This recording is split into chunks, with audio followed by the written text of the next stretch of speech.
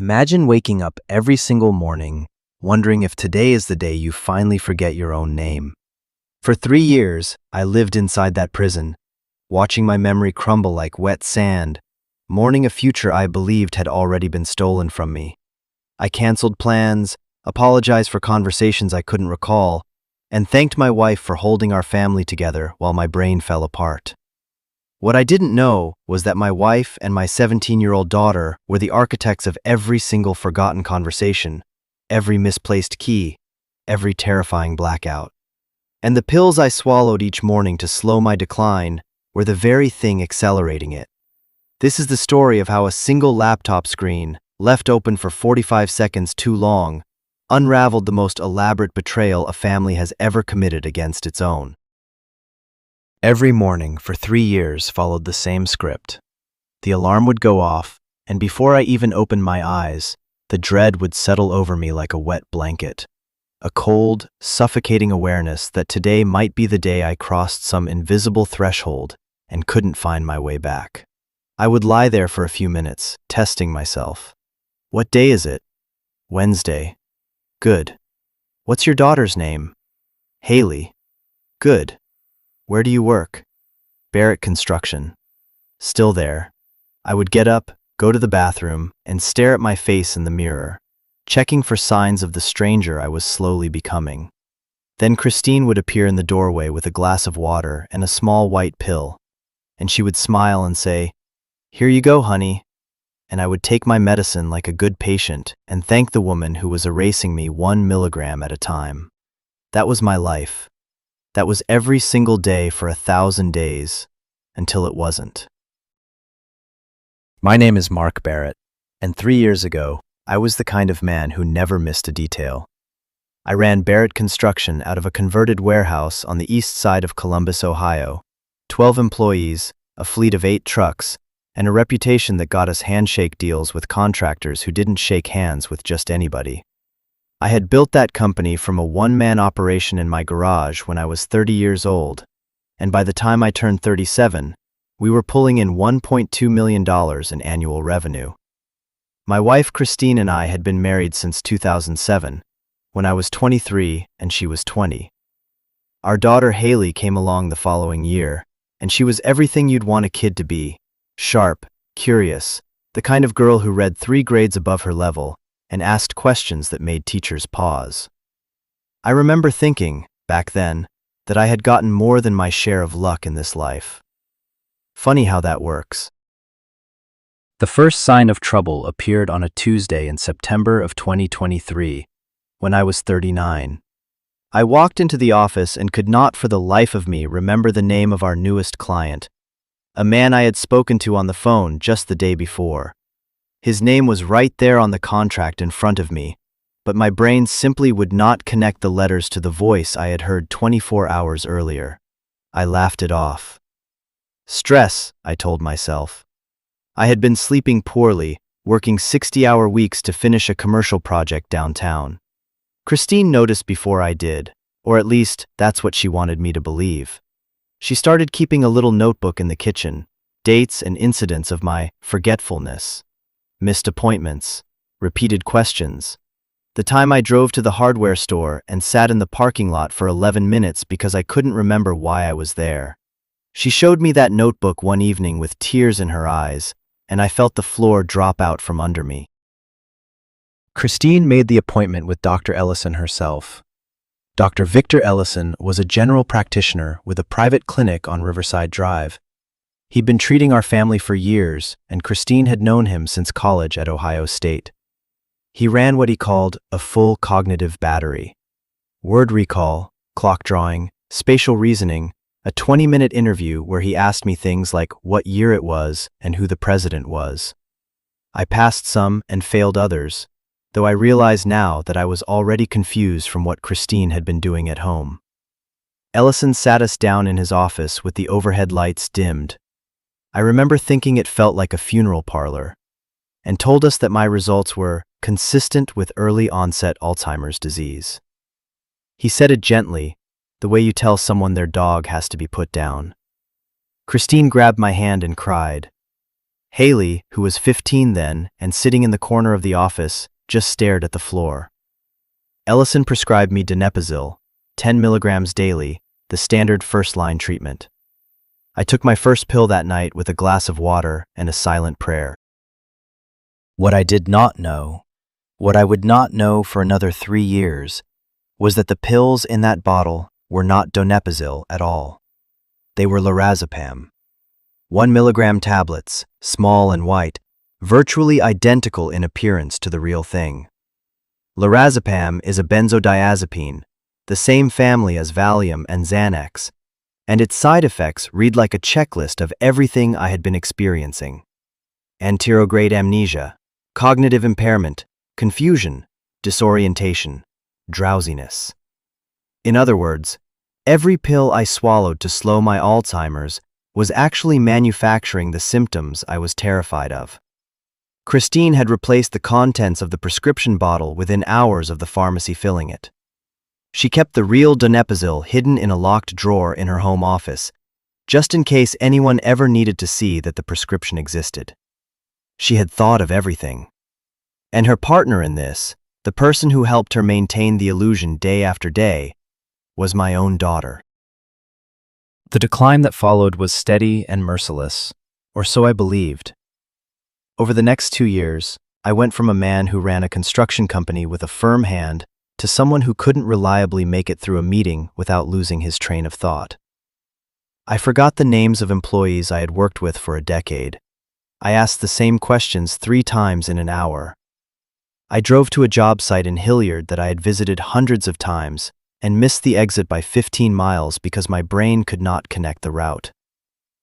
I sat in a gas station parking lot, staring at Google Maps, and wept because a 41-year-old man who had built $1 million company could not find his way to a building he practically owned. When I told Christine about it that evening, she held my hand and said, "It's okay, Mark. That's why I'm here."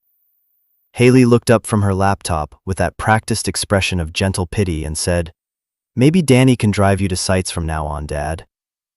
I agreed. I agreed to everything because I believed them, and because the alternative, that my wife and daughter were lying, was so unthinkable that my drugged brain couldn't even form the hypothesis. I once put a pot of water on the stove and walked away. Christine found it boiling dry 40 minutes later and looked at me with that expression I came to know so well. Concern wrapped around something harder, something I now recognize as calculation. She offered to help out with the company's books, then with the client calls, then with the bid submissions. Within a year of my diagnosis, Christine was effectively running Barrett Construction while I sat in my office staring at spreadsheets I could no longer understand. Hailey played her part with terrifying precision. She would reference conversations we had yesterday that never happened, confirm plans I had never made, and gently remind me of promises I couldn't recall making. "Don't worry, Dad," she would say, touching my arm with a tenderness that made my chest ache. "I've got you." By 2024, when I was 40, Christine had obtained a limited power of attorney over my financial affairs. She presented the court with Dr. Ellison's diagnosis, a letter from our family attorney outlining my progressive cognitive decline, and a stack of incidents documented in that kitchen notebook. The same notebook she had started keeping before any of this began, as though she had known exactly where the road was going. The POA gave her authority to sign checks, manage bank accounts, negotiate contracts, and make financial decisions on my behalf. She told me it was just a safety net in case you have a bad day and something needs to be signed. I thanked her. I actually thanked her. I remember sitting at the kitchen table and saying, "I don't know what I'd do without you, Chris." And she smiled and squeezed my hand and said, "You'll never have to find out."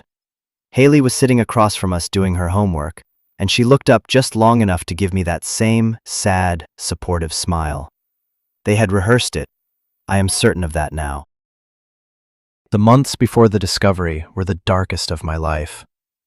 I had reached a point of quiet resignation that felt like drowning in slow motion. I stopped fighting the diagnosis and started planning for the end. Not suicide, but the slow, institutional death that Alzheimer's promises. I researched memory care facilities late at night on my phone, trying to find one that didn't look like a hospital. I wrote letters to people I loved, my mother, Danny, a few old army buddies, apologizing for the person I was about to become, thanking them for the version of me they had known. I kept those letters in the top drawer of my desk and updated them every few weeks as I thought of new things to say. Christine found one of them once and cried. Real tears, or so I thought. "You're not gone yet, Mark," she said. "We still have time." I believed her. That is the part that burns the most. Not the drugging, not the theft, not the forged signatures, but the fact that I stood at the edge of my own grave, and my wife's only concern was whether the paperwork was ready. The day my world cracked open was a Thursday in January of 2026. I came home early from the office. Christine had told me to take the afternoon off because I seemed tired, which was her way of making sure I stayed dosed and docile. But the project foreman, Danny Kowalski, had asked me to grab a set of blueprints I had left in my home office, and Danny was one of the few people who still treated me like a competent human being, so I wanted to help. I walked into the kitchen to get a glass of water, and there on the counter was Hailey's laptop, open and awake. She had left it there, probably ran upstairs to grab something, expecting to be back in 30 seconds. The screen showed a recording application, OBS Studio, still running. It had been capturing her screen for what looked like 47 minutes. And beneath the recording overlay, there was a messaging window open, a conversation between Hailey and Christine on Signal, the encrypted messaging app. I leaned in and read the most recent messages. My hands were already shaking before I finished the first one. The messages were clinical, almost businesslike. Christine had written, "Increase to 1.5 milligrams starting Monday. He's been too sharp this week. Asked Danny about the Henderson bid twice and actually remembered the numbers." Hailey replied, "Got it. I'll swap the bottle tonight after he goes to sleep." Also, the broker called again. "He wants the financials by February 15th. I told him you'd have them." Christine, "Good. Once the sale closes, Ellison gets his cut and we move. I'm looking at places in Scottsdale." Hailey, "What about Dad?" Christine, "He goes to Sunrise Memory Care. I already toured it. He'll be fine. He won't know the difference." I stood there in my own kitchen, reading a conversation about how my wife and daughter planned to drug me into a memory care facility and sell my life's work. And for a long, horrible moment, I thought maybe I really was losing my mind. Maybe this was a hallucination, another symptom of the disease that was eating my brain. Then I remembered that the disease did not exist. My hands were trembling so badly, I almost dropped my phone twice, but I managed to take screenshots of the entire conversation thread. 6 months of messages, scrolling back as fast as I could before Hailey came downstairs. I photographed the OBS recording screen, the timestamp, the signal window. Then I heard footsteps on the second floor, and I stepped back from the laptop, pocketed my phone, and walked to the refrigerator as calmly as I could manage. Hailey came into the kitchen 17 seconds later. She closed the laptop without looking at the screen, tucked it under her arm, and said, "Hey Dad, you're home early. Feeling okay?" I looked at my daughter, this girl I had held in my arms minutes after she was born, whose first word had been Dada, who I had coached through math homework and soccer tryouts, and her first broken heart. And I said, "Just a little tired, sweetheart. Think I'll lie down." She smiled. "Good idea. Get some rest." She went back upstairs with the laptop, and I stood in the kitchen alone, gripping the edge of the counter until my knuckles went white, because the alternative was screaming. I did not sleep that night. I lay in bed next to Christine, listening to her breathe, replaying every moment of the last 3 years through the lens of what I now knew. The time I forgot my mother's 72nd birthday, I had checked my phone calendar that morning and the event was gone. Christine must have deleted it. The Tuesday I missed a critical meeting with our biggest client, My alarm had been changed from 6 a.m. to 6 p.m., and when I woke at 10:30, Christine told me I had said it wrong again. The afternoon I couldn't find my truck in the parking garage at the mall and wandered for 20 minutes in a panic. They had moved it to a different level while I was inside. Every single incident in that notebook was manufactured. Every tear Christine shed was performed. And my daughter had been her co-star from the very beginning, since she was 15 years old. I stared at the ceiling until dawn and made a decision. I would not confront them.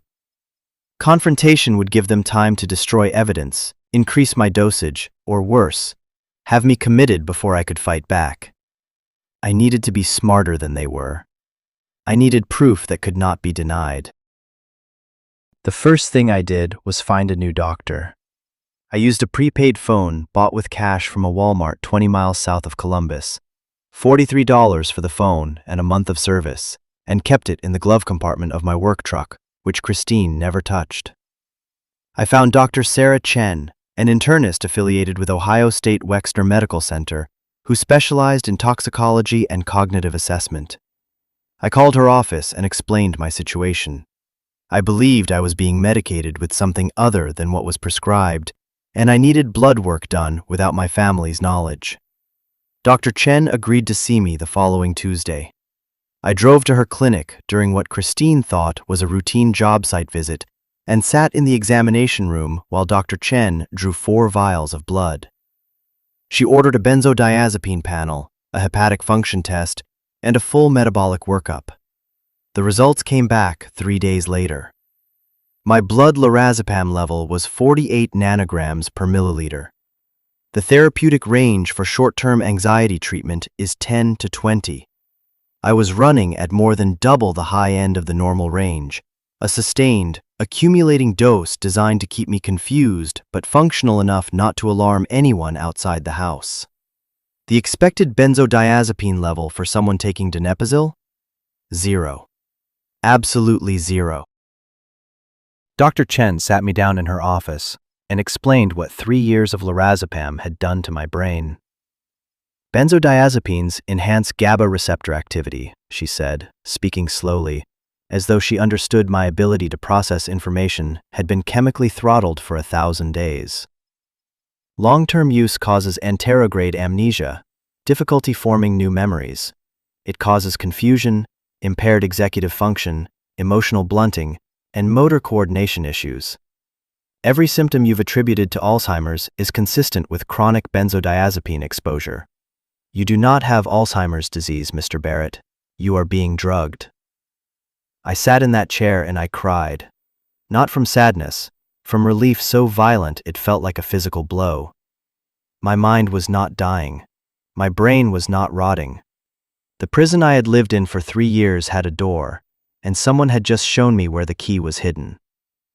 But Dr. Chen was not finished. You cannot stop taking this abruptly, she said. After 3 years of daily benzodiazepine use, sudden withdrawal can cause seizures, psychosis, and in rare cases, death. We need to taper you off gradually. I'm going to design a 4 to 6 week taper schedule. That night, I sat in the bathroom with the door locked, the shower running for noise, and I did something I hadn't done in 3 years. I thought clearly. Not perfectly, not the way I used to, but clearly enough to map out a plan. Step 1. Verify the pills. Step 2. Find an independent doctor. Step 3. Document everything. Step 4. Tell no one in the house. I wrote these steps on a piece of toilet paper with a golf pencil from my pocket and then flushed it. It felt ridiculous and theatrical, like something from a spy movie, but I understood instinctively that this was war, and in war, the other side does not get to see your battle plan. Christine and Hailey had 3 years of preparation, a corrupt physician, legal authority over my finances, and the ability to increase my dosage at any time. I had a prepaid phone, a set of screenshots, and whatever remained of a brain that had been marinating in benzodiazepines for 1,000 days. The odds were not good, but I had one advantage they didn't expect. I knew, and they didn't know that I knew. The tapering process was hell.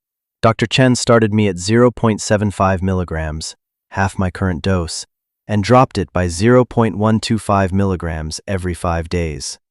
I replaced the missing portion with crushed vitamin B12 tablets matched in size and color. Every morning, I took my modified pill in front of Christine, washed it down with coffee, and pretended nothing had changed. But my body knew. The first week brought insomnia so severe I slept 11 hours in 7 days. My hands developed a tremor I had to suppress during meals, pressing my palms flat against the table, claiming I was stretching a sore wrist. Night sweats soaked my sheets. I had anxiety attacks at 3 in the morning that felt like heart attacks, lying perfectly still beside Christine, controlling my breathing through clenched teeth, terrified she would see the sweat on my forehead. But through all of it, every sleepless night and shaking hand and wave of nausea, there was a countercurrent of clarity rising in my mind like tidewater filling a dry pool. I was remembering things. Not dramatically, not in flashes, but in a slow, steady return of cognitive function that felt like putting on glasses after years of squinting. While my brain was detoxifying itself, I began building my case. I took one of the pills from my prescription bottle to a CVS pharmacy on the west side of town, a location I had never visited, where nobody knew me, and asked the pharmacist to identify the tablet. He turned it over in his gloved hand, consulted his reference database, and said, "This is lorazepam, 1 milligram, generic for Ativan. Where did you get this?" I told him I had found it on the floor at home and wanted to make sure it wasn't anything dangerous. He gave me a look that suggested he didn't entirely believe me, but he let it go. I drove straight to Home Depot afterward and paid cash for a 3-pack of Wise security cameras, $29.99 each, wireless, motion-activated, with cloud storage and phone app monitoring. That evening, while Christine was at her book club and Hailey was at a friend's house, I installed the cameras. One in the living room, disguised behind a stack of books on the top shelf. One in the kitchen, tucked above the refrigerator behind a decorative plant Christine had put there 2 years ago. And one in the hallway outside the master bedroom, aimed at the door to Christine's home office. The cameras delivered evidence within 72 hours. On the first night, I watched through the Wise app as Christine and Hailey sat at the kitchen table after I had gone to bed. Christine had a yellow legal pad and was writing what appeared to be a script. "Okay," she said, tapping the pad with her pen. "Tomorrow morning, tell him he promised to come to your school play on Friday. He didn't. I made sure he doesn't know about it. When he looks confused, just be patient and sad. Don't push too hard. We need him to bring it up to Dr. Ellison at the Thursday appointment, so Ellison can document another episode." Hailey nodded, her face blank and focused, like a student taking notes in a lecture. "What if he actually remembers?" she asked. Christine shook her head. "He won't. I increased the dose last week. He could barely remember where he parked yesterday." They both laughed. It was a small, quiet laugh, and it was the worst sound I have ever heard in my life. Over the next 2 weeks, the cameras recorded 14 separate incidents of Christine and Hailey coordinating their deception. I watched Christine delete calendar entries from my phone while I was in the shower. I watched Hailey move my car keys from the hook by the door to the bathroom drawer, then find them for me an hour later with a concerned look. I saw Christine crush a pill into my evening chamomile tea, a bonus dose I hadn't known about, which explained why my evenings were always foggier than my mornings. I recorded Hailey practicing my signature on a sheet of printer paper, comparing it to samples she had pulled from old checks, adjusting the pressure and angle until even I might have been fooled. And I watched Christine on a video call with a man I didn't recognize, discussing what she called the Barrett construction transition, a sanitized term for selling my company out from under me while I sat upstairs in a chemical fog, believing my own mind was betraying me. The financial picture was worse than I had imagined. Working carefully through Christine's email, accessed one morning while she was in the shower, her laptop still logged in on the kitchen counter, a mirror of the carelessness that had undone Hailey. I discovered that she had been in contact with a business broker named Gerald Whitfield for the past 6 months. Whitfield had valued Barrett Construction at $1.18 million, based on 3 years of financials that Christine had prepared herself, using the POA to access accounts I could no longer review. But the real number should have been higher. Christine had been systematically underreporting revenue to lower the valuation, so the sale would close faster and attract less scrutiny. She had already transferred $87,000 from the company's operating account to a personal savings account in her name only, opened at a bank branch in Delaware, Ohio, 30 miles from our home. And in a separate email chain with Dr. Ellison, she had outlined the payment. $150,000 from the sale proceeds, wired to an account Ellison held in his brother-in-law's name, in exchange for the original diagnosis and continued documentation of my decline. The $87,000 she had already siphoned was just the beginning. Tracing the Delaware account through the email correspondence, I found transfer records showing a web of smaller payments. $2,300 to a rental agency in Scottsdale, Arizona, a 3-month deposit on a furnished apartment Christine had never mentioned, $4,800 to a private school in the same city, an enrollment deposit for Hailey under Christine's maiden name, Coleman, $1,150 to a storage facility on the south side of Columbus, where Christine had rented a 10 by 20 unit. I later learned it contained suitcases, a box of important documents with my forged signature, and $23,000 in cash bundled in vacuum-sealed bags. Every dollar had been extracted from Barrett Construction's accounts using the power of attorney that a judge had granted based on a diagnosis that was itself a crime. The precision of it was staggering. Christine had not just been stealing my money. She had been building an entire escape infrastructure, piece by piece, right under my chemically impaired nose. I called Ryan Torres on the prepaid phone. Ryan and I had served together in the Army Reserve 12 years earlier, and he was one of 3 people on Earth I trusted absolutely. He had gone to law school and was now a defense attorney in Westerville. I met him at a diner off Route 3 at 7 in the morning, before Christine expected me to be anywhere, and I laid everything on the table. The screenshots, the camera footage, the pill analysis, Dr. Chen's blood work, the emails, the financial records. Ryan listened without interrupting for 45 minutes. When I finished, he sat back in the booth and said one word: federal. He explained that the scope of the conspiracy, the fraudulent POA, the interstate bank transfers, the prescription fraud, the planned sale using forged authority, elevated this beyond state jurisdiction. This is wire fraud, conspiracy, and what amounts to a sustained chemical assault on a vulnerable adult, he said. You need the FBI. I told him I was not vulnerable.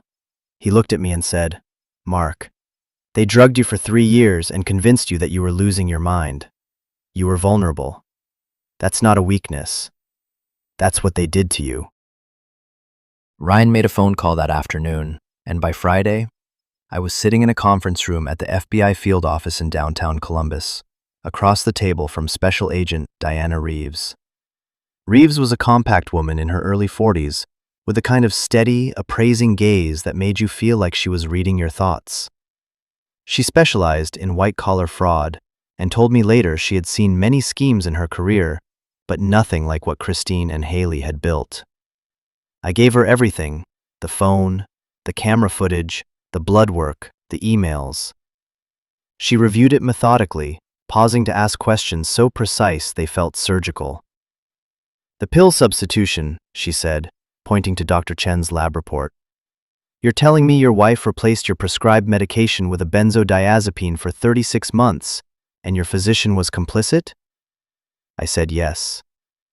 She nodded once, made a note, and said, Mr. Barrett, we have enough to open a federal investigation, but I'd like more. I'd like to catch them in the act, on the record, in their own words.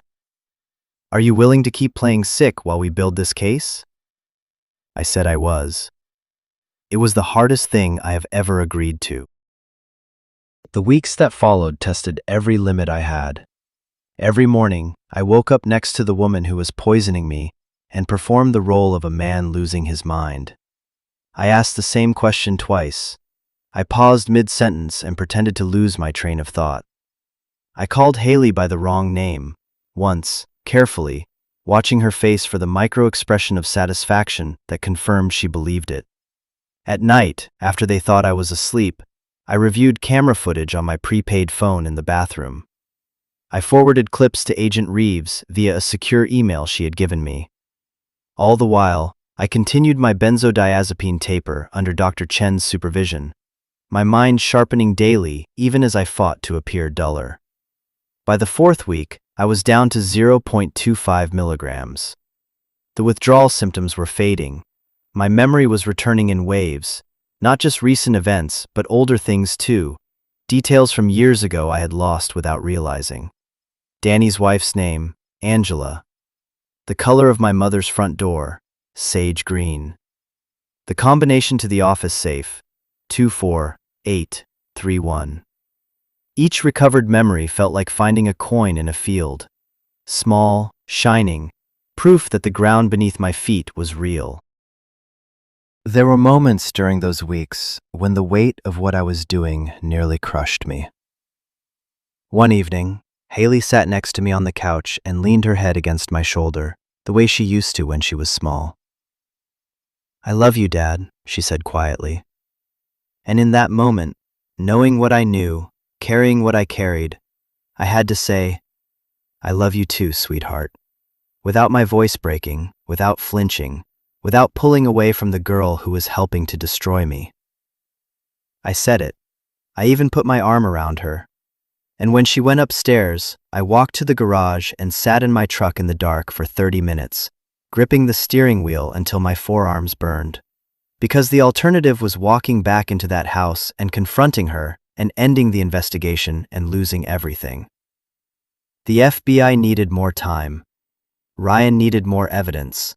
And I needed to hold myself together for just a few more weeks. So I did.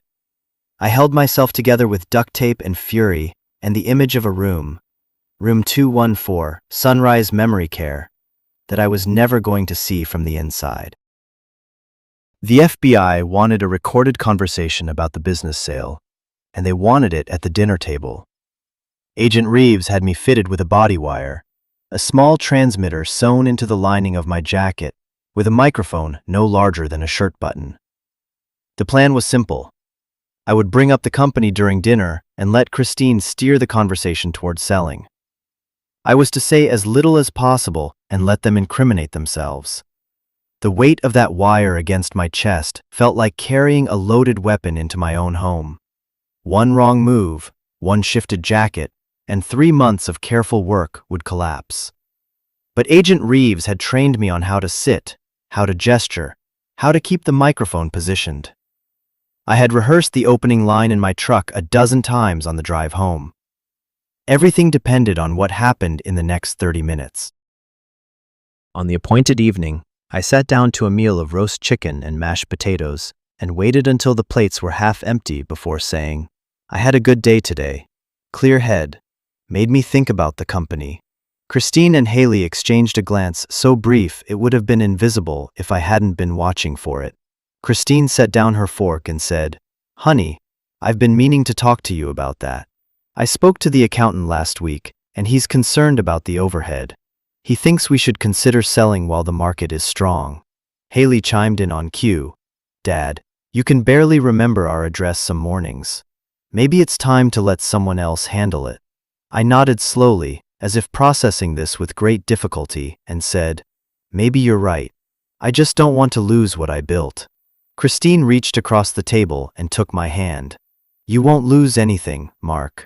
I'll make sure of it." The wire captured every word. The next piece fell into place at Dr. Ellison's office. I had a scheduled appointment. Routine, every 3 months, part of the management of my non-existent Alzheimer's. And Reeves asked me to wear the wire again. Ellison went through his usual performance, checked my reflexes, asked me to count backward from 100 by sevens, noted my continued decline. Then I deviated from the script. "Doctor, I said, keeping my voice hesitant. I've been reading online. Someone mentioned that medications for memory problems can actually make things worse. Benzodiazepines, I think they said. Is there any chance my medication could be not what it's supposed to be? Ellison's pen stopped moving. He looked up at me, and for exactly 1.5 seconds, I counted later on the recording, his face was perfectly blank. Then he smiled, the reassuring smile of a man who has been lying for 3 years. Mark, donepezil is the gold standard for early-onset Alzheimer's. There are no benzodiazepines in your treatment plan. Whoever wrote that is misinformed. He patted my shoulder. Trust your doctor. I said okay and left. On the recording, you can hear the slight tremor in his voice. Agent Reeves called me that evening on the prepaid phone. Ellison's done, she said, and I could hear something that might have been satisfaction in her voice.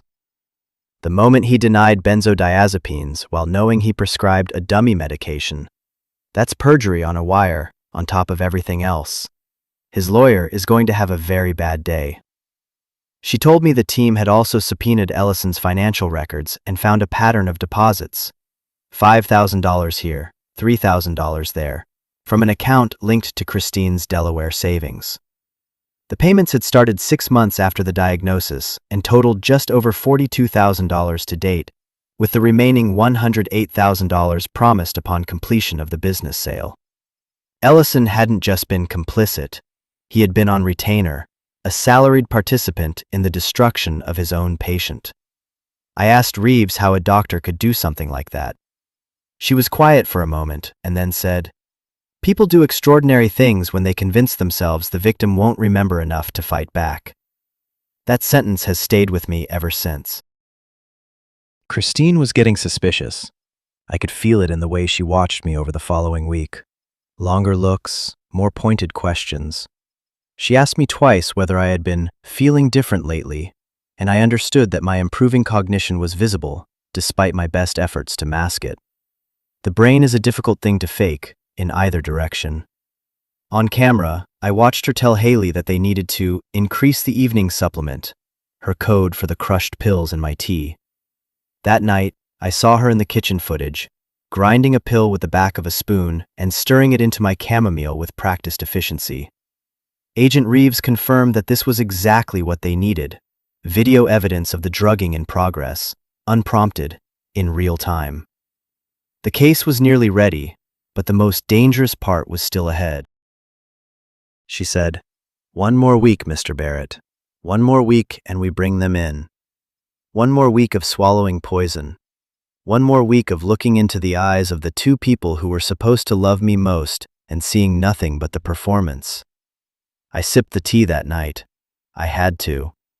Christine stood in the doorway and watched me drink every drop, and I smiled at her and said it tasted good. I could feel the bitterness of the dissolved pill beneath the chamomile, a chemical edge I had never noticed when I was fully dosed, but that now screamed against my clearing palate. I went to the bathroom 30 minutes later and forced myself to vomit as quietly as I could, running the shower to mask the sound. I rinsed my mouth, splashed water on my face, and looked at myself in the mirror. The man staring back was gaunt, hollow-eyed, and furious, but he was clear-headed, and he was close. So close. The following day, I discovered the final piece of the puzzle. Going through Christine's browser history on a cached page I found in the living room camera's frame, she had left her tablet open on the coffee table. I saw that she had been corresponding with Sunrise Memory Care in Westerville, the same facility she had mentioned in the signal messages. She had already completed an intake application. She had listed my diagnosis and attached Ellison's letters. She had selected a room, room 214, a single with a window facing the parking lot. The monthly cost was $7,400 to be drawn from the proceeds of the business sale. She had scheduled a move-in date, March 15th, 6 weeks away. In 6 weeks, I would have been placed in a memory care facility I didn't need, while my wife sold my company and moved to Scottsdale with my daughter and the money. I would have spent years in that room, possibly decades, drugged and confused and wondering why nobody came to visit. The thought made my hands shake so badly I had to sit down on the garage floor and press them between my knees until the trembling stopped. 3 days before the planned arrests, I had the closest call of the entire operation. I was in the garage, transferring camera footage from my prepaid phone to a USB drive that Ryan was holding for me at his office. Hailey came through the garage door without warning. She had been looking for her bicycle pump, and I barely managed to shove the phone into my jacket pocket before she rounded the corner. But the phone's screen was still lit when it went in, and Hailey's eyes tracked the motion. "What was that?" she asked, casual but focused. "Found an old phone in the toolbox," I said, pulling it out and showing her the screen, which now displayed the home screen with no apps open. "Must have been in there for years. Doesn't work right." She looked at the phone, then at me, then back at the phone. "Huh," she said. "Weird." She found her pump and left. That night, I couldn't stop my hands from shaking. I sat in the bathroom at 2 in the morning and replayed the moment, calculating how close I had come to unraveling everything. If she had arrived 4 seconds earlier, she would have seen the camera feed on the screen, her own face, recorded in the kitchen, crushing my pills. The morning of the arrests, I left the house at 6:45 a.m. Christine was still in bed. Hailey was in the shower. I drove to Ryan's office in Westerville and sat in his conference room with a cup of coffee that I couldn't bring myself to drink, watching the clock on the wall count towards 7:15. Agent Reeves had briefed me the night before. 4 agents would approach the house simultaneously, 2 at the front door and 2 at the back. They had an arrest warrant for Christine Barrett and an arrest warrant for Hailey Barrett.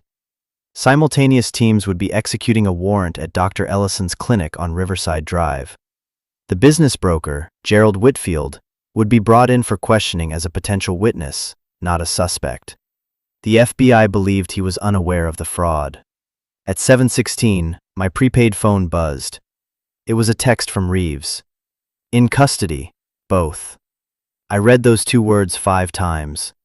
Then I put the phone down, pressed my forehead against the cool surface of Ryan's conference table, and let out a sound that was not quite a sob and not quite a scream. Ryan put his hand on my shoulder and said nothing. There was nothing to say. I drove home alone that evening. The house was exactly as I had left it 12 hours earlier, except that everything was different. Hailey's backpack hung from the kitchen stool where she always left it after school. Christine's coffee mug sat on the counter, half full, a ring of lipstick on the rim. The mail was still in the box by the door. I brought it in and set it on the table out of habit, then stood in the kitchen and listened to the silence. This was the room where they had planned my destruction. That table was where Christine had written scripts for Hailey to perform. That counter was where the pills were crushed. I sat down in my usual chair and stared at the empty seats across from me and cried for the second time in 3 months. But this time, it was not relief. It was grief.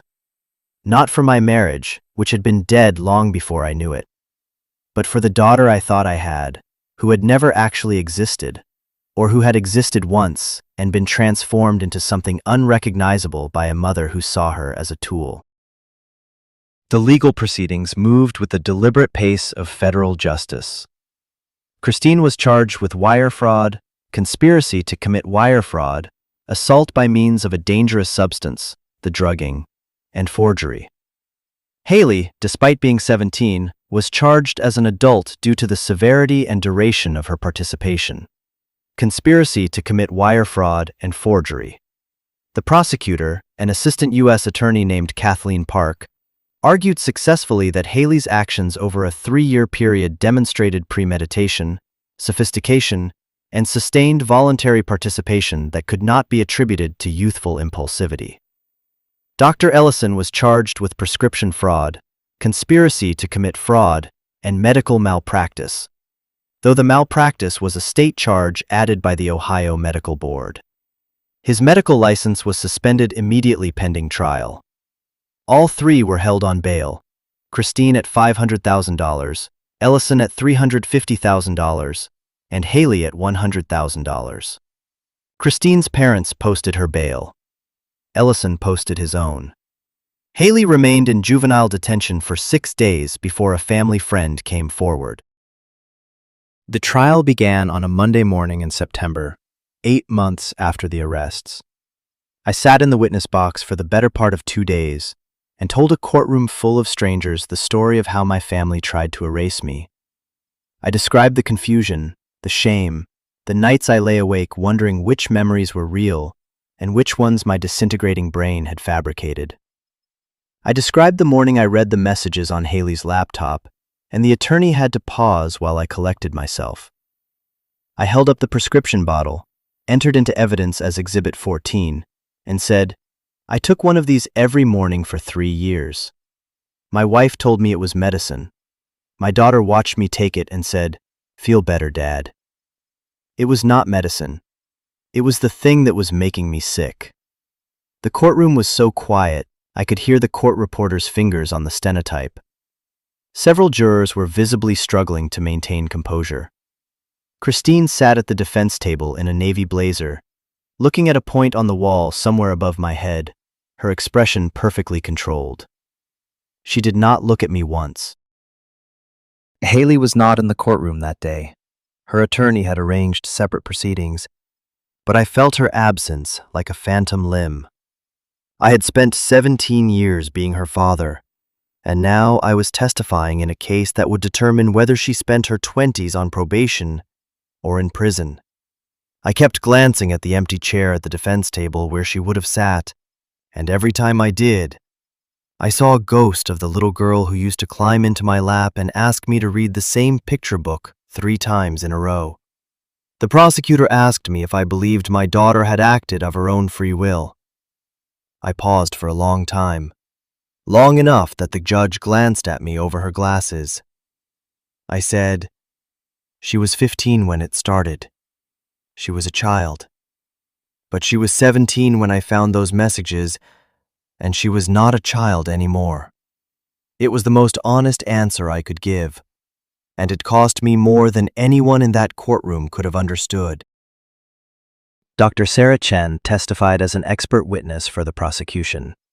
She explained, with the patient clarity of someone who has spent a career translating medicine into plain language, exactly how lorazepam mimics the symptoms of Alzheimer's disease. She projected my blood work results on a screen, the benzodiazepine levels, the metabolic markers, the liver function tests that showed the toll of 36 months of unnecessary medication. "Mr. Barrett's cognitive symptoms," she said, addressing the jury directly, "were not the result of neurodegenerative disease. They were the result of sustained chemical incapacitation. His brain was being suppressed, deliberately and systematically, by a drug he was told was helping him. When we began the tapering protocol, his cognitive function improved steadily over a period of 8 weeks. Today, his neurological evaluation is entirely normal. He does not have Alzheimer's. He never did." She paused, and then said something that I don't think she had planned.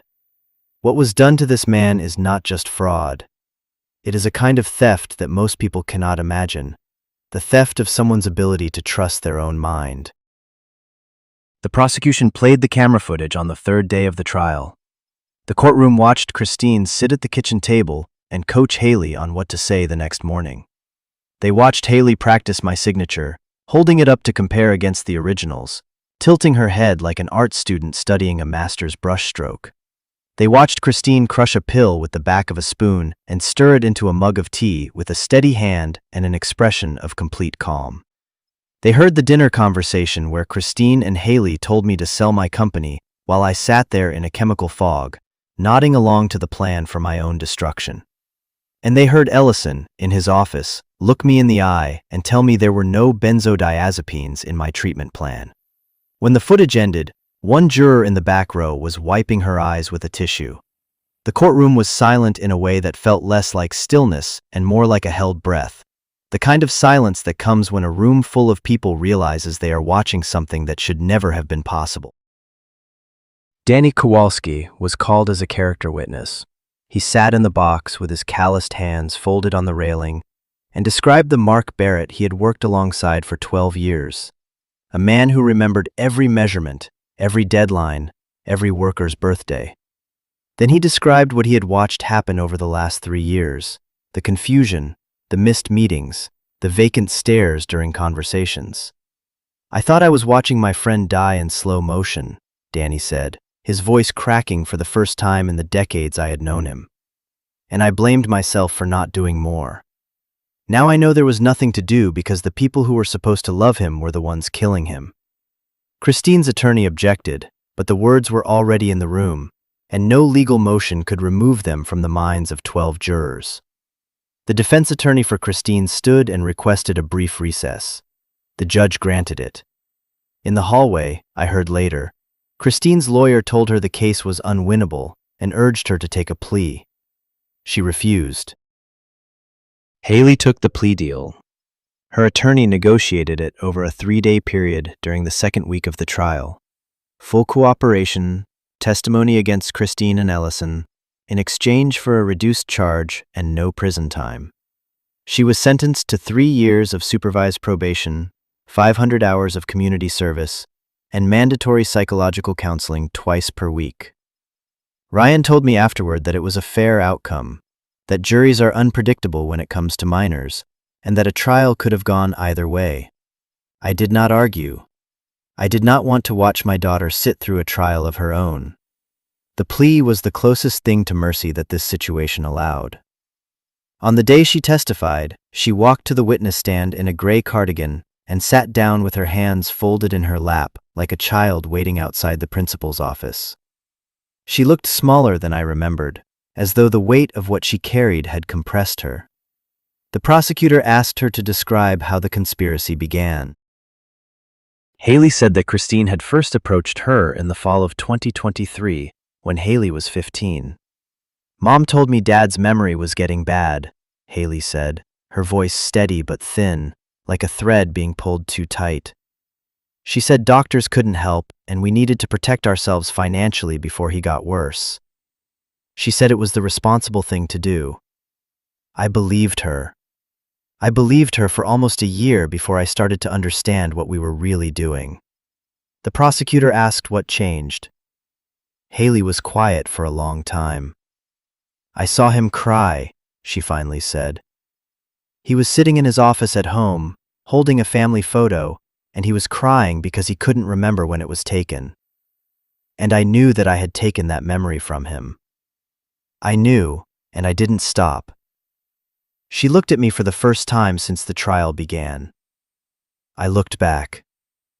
I don't know what she saw on my face, but whatever it was made her close her eyes and turn away. The verdict came on a Friday afternoon. Christine Barrett, guilty on all 4 counts. Dr. Victor Ellison, guilty on all 3 counts. The sentencing hearing was held 4 weeks later. Christine's attorney argued for leniency, citing her lack of prior criminal record and her role as a mother. The prosecutor countered with 3 years of premeditated chemical assault, a stolen business, an $87,000 embezzlement, and a daughter turned into a co-conspirator before she could legally drive. Judge Catherine Morrow was unmoved. She sentenced Christine to 12 years in federal prison with a mandatory minimum of 85% before any supervised release. She sentenced Dr. Ellison to 8 years in federal prison and permanent revocation of his medical license. As Christine was led from the courtroom in handcuffs, she looked at me for the first and only time during the entire proceeding. Her expression was not apologetic or angry or sad. It was blank. The same blankness I had mistaken for concern during every episode she had manufactured. I held her gaze until she was through the door, and then I looked away and did not think about her face again for a very long time. After the sentencing, Ryan drove me home. We sat in the driveway for a long time without speaking. The engine was off, and the only sound was the ticking of the cooling motor and the distant laughter of neighborhood kids playing in someone's yard. A sound so ordinary it felt like it belonged to a different world. Finally, he said, "You did it, Mark. It's over." I shook my head. "It's not over. She got 12 years, Ellison got 8, Hailey got probation. But I still lost 3 years. I lost the version of my daughter who used to bring me coffee on Saturday mornings. I lost the ability to fall asleep without checking that no one has tampered with my water glass. Those things don't come back when the judge reads the verdict." Ryan didn't argue. He just said, "Then you build new things. That's what you do, Barrett. You build." He was right, but it would take me a long time to believe it. The months after the trial were not the triumphant new beginning you might expect. Freedom from a lie is not the same as peace. I took back full control of Barrett Construction within a week of Christine's arrest, but the company had suffered during her management. She had been skimming revenue and neglecting client relationships, focused entirely on making the books look right for the sale. I spent the first 2 months rebuilding, calling clients personally, apologizing for the disruption, assuring them that the company was back in capable hands. Danny Kowalski, my foreman, was the backbone of that recovery. He had suspected something was wrong for over a year. He told me later that I had seemed chemically different, not organically different. A distinction that only someone who had worked alongside me for a decade could articulate. He never said "I told you so." He just showed up every morning, did his job, and made sure the crew did theirs. I owe him more than I can quantify. The benzodiazepine detoxification was complete by April of 2026, 4 months after I began the taper under Dr. Chen's care. The final weeks were the hardest. The last 1/4 milligram fought like a cornered animal, producing insomnia, irritability, and a low-grade anxiety that hummed in my chest from morning to night. But when it was done, when the last trace of lorazepam had cleared my system, the clarity was staggering. It was like living my entire life in a room with frosted glass windows, and then, one morning, someone replaced them with crystal. I remembered things I had given up for lost, not just facts and names, but textures, the emotional weight of moments. I remembered the smell of my daughter's hair when she was 6 and fell asleep on my chest during a thunderstorm. I remembered the exact words my father said to me the day I told him I was starting a construction company. "Build something you'd be proud to put your name on, and the rest will follow." I remembered the combination to every lock, the face of every client.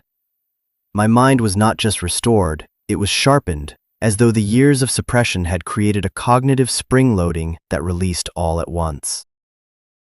I sold the house on Birchwood Lane in June. I could not stay in a place where every room held a memory of deception. The kitchen, where pills were crushed. The living room, where scripts were rehearsed. The bedroom, where I lay next to the person who was erasing me. I bought a smaller place on the west side of Columbus, a 3-bedroom ranch with a yard that backed up to a county park. I adopted a German Shepherd from the Franklin County shelter, a 2-year-old named Scout who attached himself to me with a loyalty so total and uncomplicated that it made me understand, for the first time in years, what trust without conditions feels like. I saw a trauma therapist named Dr. Martin Hayes, twice a week for the rest of that year. He diagnosed me with post-traumatic stress disorder, which surprised me because I had always associated PTSD with combat or car accidents, not with being drugged by your wife. But Dr. Hayes explained that sustained psychological manipulation, gaslighting in the clinical sense, produces the same trauma responses as physical danger. My body had been in fight or flight mode for 3 years. It was going to take time to convince it that the war was over. Hailey completed her counseling and community service hours by the end of 2026. In January of the following year, she sent me a letter, 8 pages, handwritten, on lined notebook paper. I read it sitting on my porch with Scout at my feet, and I read it 3 times before I put it down. She did not ask for forgiveness. She did not make excuses. She described how a 15-year-old girl who loved her father was gradually transformed into an accomplice in his destruction. She described the moment she realized what they were doing was wrong, watching me cry over that photo, and the paralyzing guilt of continuing anyway because she was terrified of her mother and terrified of what would happen if the truth came out. She wrote, "I don't expect you to forgive me. I don't know if I'll ever forgive myself. But I want you to know that the girl who read books on your lap and told you everything about her day, she was real. She just got lost for a while, and the person who was supposed to help her find her way back was the one who led her into the dark." I folded the letter and put it in the drawer of my nightstand. I was not ready to respond, but I did not throw it away. 6 months after the trial, on a Sunday morning in March, I drove to the cemetery where my father was buried. He had passed in 2019, 3 years before the conspiracy began, and I realized with a start that I had not visited his grave in over 2 years. Christine had always found a reason to postpone, and in my fog, I had let it slide. I stood at the headstone and talked to him for an hour. I told him about the company, about the trial, about the pills. I told him that his construction business, the name he gave me, the trade he taught me, was still standing. I told him I was sorry I hadn't come sooner and that the reason was not what he might have guessed. And then I told him something I had not yet said out loud to anyone, that despite everything, I still loved my daughter, and I didn't know what to do with that. The wind moved through the trees, and I stood there until my coffee went cold, and then I drove home, and for the first time in a long time, the drive felt like going somewhere instead of running from something. There is a test I perform every morning now, and I will probably perform it for the rest of my life. When I wake up, before I get out of bed, I run through a checklist in my head. Today's date, my daughter's birthday, September 14th, 2008. The address of Barrett Construction, 4417 East Broad Street. The name of the first client I ever signed, Tom Hutchinson, a contractor from Reynoldsburg who gave a 30-year-old kid a shot because he liked the firmness of my handshake. I remember all of it. Every morning, I remember all of it. And every morning, for about 3 seconds, there is a flash of terror that I won't. A residual echo from 3 years of waking up in a fog and not knowing what was real. Dr. Hayes, my therapist, says that flash will fade with time. I believe him. But even if it doesn't, even if that 3-second inventory is something I carry forever, I will carry it gladly, because it means my mind is still mine. It means the prison doors are open and I walked out and I am never going back. I started a support group in the spring of 2027 for survivors of medical fraud and domestic psychological manipulation. We met every other Thursday evening at a community center on Main Street. 8, then 12, then 19 people, each carrying a story that would make you question everything you thought you knew about the people closest to you. A man whose business partner had been altering his insulin doses. A woman whose ex-husband had convinced her she had early-onset Parkinson's. A grandmother whose caretaker grandchildren had been billing Medicare for services never rendered. I did not run the group as a therapist. I had no qualification for that. But as a witness. Someone who had been where they were and made it to the other side. Every Thursday, I sat in that circle of folding chairs and listened to people describe betrayals so intimate they could barely speak above a whisper. And I understood every word because I had lived it.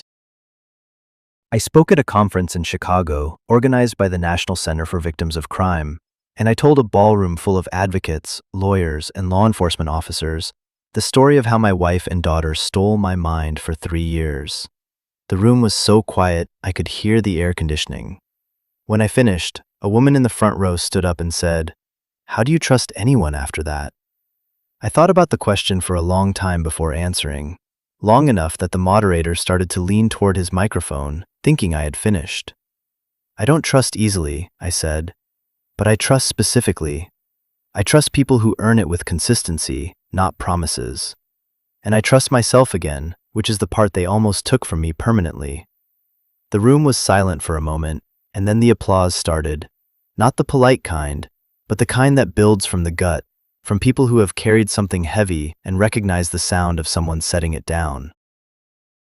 There's a Saturday morning routine I have now that I did not have before.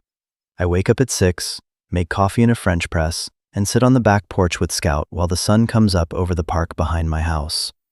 The air is cool and smells like cut grass and damp earth, and the only sounds are birds and the distant hum of traffic on the highway. I drink my coffee slowly. I think about the day ahead, a site visit, a lunch with Danny, maybe a walk in the park with Scout in the evening. I think about the past sometimes, but it does not control me the way it once did. I think about Christine in federal prison and feel nothing that resembles satisfaction, only a weary kind of peace that justice was done and the system worked. I think about Hailey, who is 19 now and enrolled at a community college in Dayton, and I feel something more complicated, a grief for the relationship we lost, a cautious hope for whatever comes next, and an acceptance that some wounds heal into scars that you learn to carry rather than cure. My name is Mark Barrett. I am 43 years old.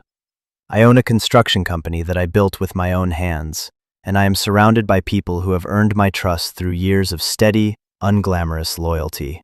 My mind is clear. My memory is sharp. I remember the name of every client, the birthday of every employee, and the exact date, January 8, 2026, when I stood in my own kitchen and read the messages that saved my life. I was not saved by a doctor or a detective or a stroke of luck. I was saved by 45 seconds of carelessness from the people who thought they had accounted for everything. And every morning, when I sit on that porch with my coffee and my dog, and the whole undamaged world stretching out in front of me, I am grateful.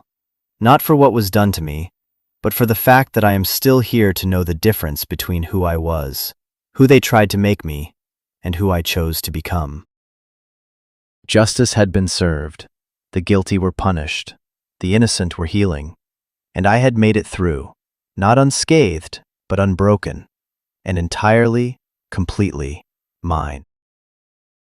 This is where our story comes to an end. Share your thoughts in the comment section below.